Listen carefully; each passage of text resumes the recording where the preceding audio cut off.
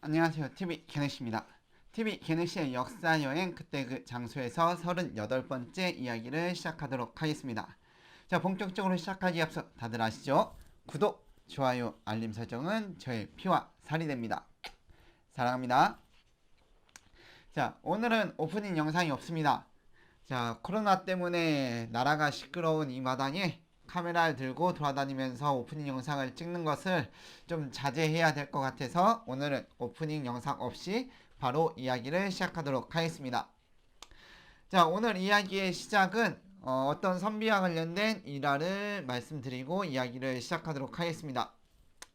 자, 어떤 선비가 여행을 하고 있었는데 때마침 모내기철이었다고 합니다. 그래서 이제 여행을 하다가 나무 그늘에 앉아서 이제 모내기 하는 것을 바라보고 있는데, 자, 시야에 어떤 늙은 농부가 누렁소와 검정소를 부려가면서 일을 하는 모습을 보았다고 합니다. 그래서 이 선비는 그 일하고 있는 농부에게 소리쳐서 물었습니다. 자, 누렁소와 검정소 중에 어떤 소가 일을 더 잘합니까? 라고 물어보니까 이 늙은 농부가 논에서 일을 하다가 일을 놓고 선비에게 가까이 다가와 귓속말로 누렁소가 일을 좀 더 잘합니다 라고 얘기를 했다고 합니다. 그래서 선비는 의아해하며 아니 뭐 그런 얘기를 여기까지 와서 이야기를 하십니까? 이렇게 물어보니까 이 늙은 농부가 정색을 하면서 말하기를, 자, 둘 다 열심히 일을 하고 있는데 어떤 소가 더 낫다고 하면 다른 소는 좀 마음의 상처를 입지 않겠습니까? 아무리 말 못할 짐승이라고 해도 말을 함부로 해서는 안 됩니다. 이렇게 이야기를 했다고 합니다. 자, 이에 선비는 자신의 부끄러움을 깨닫고 큰 가르침을 감사하다고 하며 절을 하였다고 합니다. 자, 이 일화 다들 알고 계시죠? 좀 유명한 일화입니다. 바로 황희가 젊은 시절에 여행을 다닐 때 겪은 일입니다. 자, 조선의 명재상이라고 그러죠. 자, 황희. 오늘은 이 황희에 대해서 이야기를 해보도록 하겠습니다. 자, 문종 2년 2월 8일 영의정 부사 황희의 졸기라는 기사가 있습니다. 이 기사를 바탕으로 오늘 이야기를 진행해 보도록 하겠습니다. 자, 시작은 뭐 본가는 어디 뭐 이렇게 쭉쭉쭉 나옵니다. 이렇게 나오다가 이제 그 다음에 황희는 출생해서 신기가 보통 아이와는 달랐는데 고려 말기에 과거에 올라서 성균관 학가에 보직되었다 라고 되어 있습니다. 자, 고려 말기부터 관직 생활을 시작했던 건데 이제 이 황희가 이제 활약을 했던 거는 태종과 세종 이 두 왕 때에 활약을 많이 했습니다. 태종 때도 신임을 많이 받고 있었는데, 자, 기사 내용을 보면 이렇게 기록이 되어 있습니다. 자, 박성명이 황희를 청거하였다 이렇게 기록이 되어 있고, 그 다음에 여러 관직이다가 마침내 박성명을 대신하여 지신사에 임명되었다. 후하기에 대우함이 비할 데가 없어서 기밀 사무를 오로지 다하고 있으니 비록 하루 이틀 동안이라고 임금을 뵙지 않는다면 반드시 불러서 뵙도록 하였다. 태종이 일찍이 말하기를 이 일은 나와 경만이 홀로 알고 있으니 만약 누설이 된다면 경 아니면 곧 내가 한 짓이다. 이렇게 기록이 되어 있습니다. 자, 기밀문서를 오롯이 다 다뤘다고 하니까 그 신임이 어느 정도였는지는 알 수 있습니다. 자, 그런데 이렇게 왕의 신임을 많이 받으면 항상 나타나죠. 이게 시기하는 사람도 나타납니다. 그래서 그 다음 기사 내용이 훈그들이 좋아하지 아니하여 혹 그 간사함을 말하는 사람이 있기도 하였다. 이렇게 기록이 되어 있습니다. 자, 훈그 세력의 시기와 질투, 뭐 견제 이런 걸 받았다는 내용이겠죠. 자, 이렇게 관직 생활을 이어가다가 이제 남원으로 유배를 떠난 일이 발생하게 됩니다. 자, 그와 관련된 내용을 보면은 병신년에 세자 이재가 덕망을 이뤄서 태종이 황희와 이원을 불러서 세자의 무례한 실상을 말하니 황희는 생각하기를 세자는 경솔히 변동시킬 수 없다고 여겨 이에 아뢰기를 세자가 나이가 어려서 그렇게 된 것이니 큰 과실은 아닙니다 하였다. 태종은 일찍이 여러 민씨들을 제거할 의논을 주장하였으므로 세자에게 붙어서 민씨의 원한을 풀어주고 후일에 터전을 삼으려고 한다는 이유로서 크게 성내어 점점 멀리하여 이게 중략 그 다음에 세자가 폐위되니 황희도 서인으로 삼고 교화에 편출시키고 모자를 함께 거처하도록 허가하였다. 이렇게 기록이 되어 있고 이 다음에 이제 남원으로 내려가라라고 얘기했다고 그런 기록도 있습니다. 자, 여기서 말하는 세자, 이제는 뭐 다들 아시다시피 양녕대군입니다.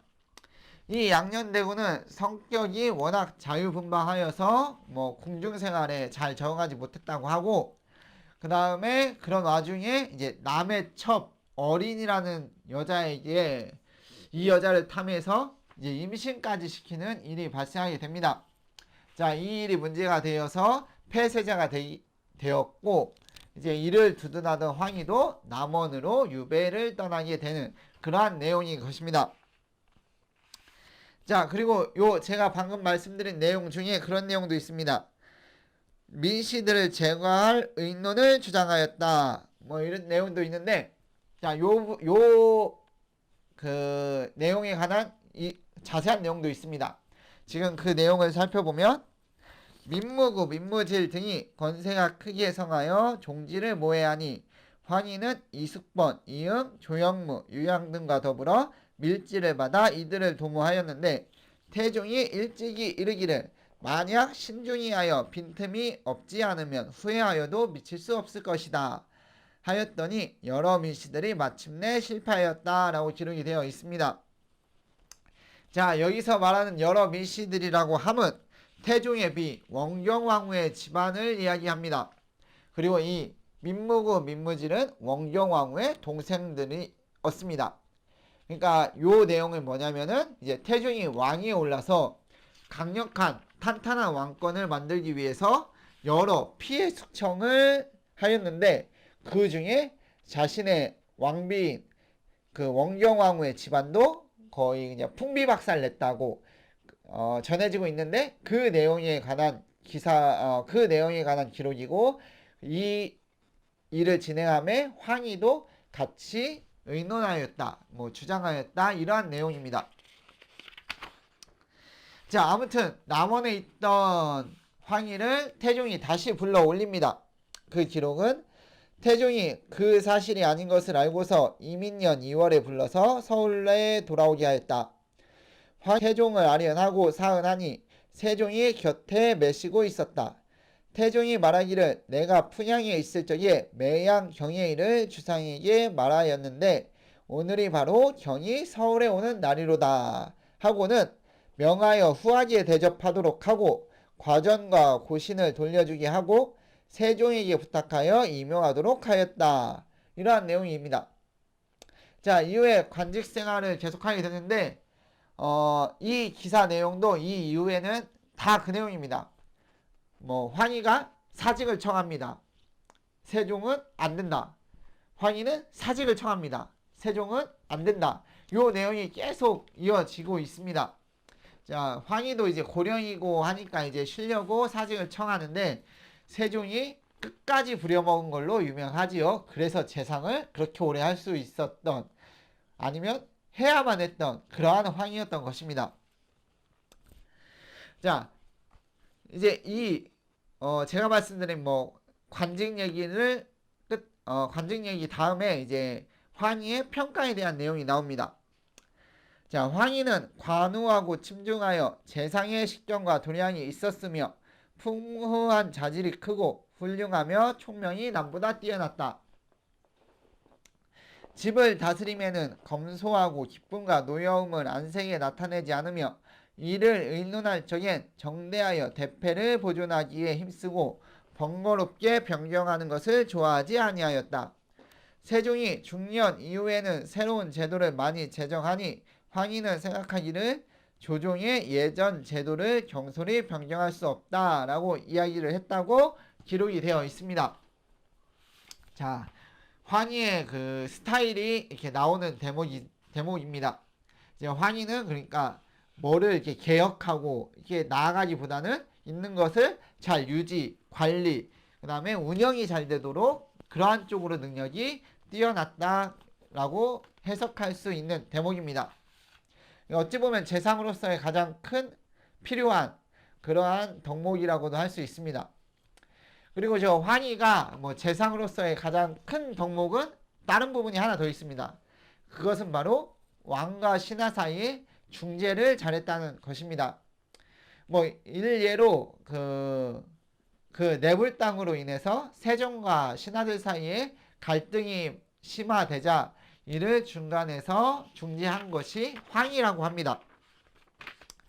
자, 아무튼 실록의 기록이 이렇게 되어 있는데 이 실록에 좋은 내용만 실려 있지 않습니다. 그 다음에 어떤 이야기가 있냐면 성품이 지나치게 관대하여 재가의 단점이 있었으며 청렴 결백한 지조가 모자라서 정권을 오랫동안 잡고 있었으므로 자뭇 청렴하지 못하다는 비난이 있었다. 처의 형제인 양수와 양치의 법에 어긋난 일이 발각되자 황희는 이 일이 풍문에서 나왔다고 글을 올려 변명하여 구하였다. 또 그 아들 황치신에게 관청에서 몰수한 과전을 바꾸어 주려고 하여 또한 글을 올려 청하기도 하였다. 또 황중생이라는 사람을 서자로 삼아서 집안에 드나들게 했다가 후에 황중생이 죽을 죄를 범하니 곧 자기 아들이 아니라고 하고는 변성하여 주라고 하니 애석하게 여기는 사람이 많았다. 자, 이렇게 기록이 되어 있습니다. 자, 황희는 재상으로 있을 동안에 탄핵을 참으로 많이 받았습니다. 여기서 언급된 듯이 그러니까 집안의 문제로 탄핵을 많이 받았는데, 물론 이게 탄핵이라고 하면 이제 세종에게 상소문을 올렸겠죠. 근데 이제 세종은 그 많은 탄핵, 그러니까 그 많은 상소문을 다 무시하고 황희를 재상으로 앉히고 계속 재상으로서의 일을 하도록 자리를 만들어 주었습니다.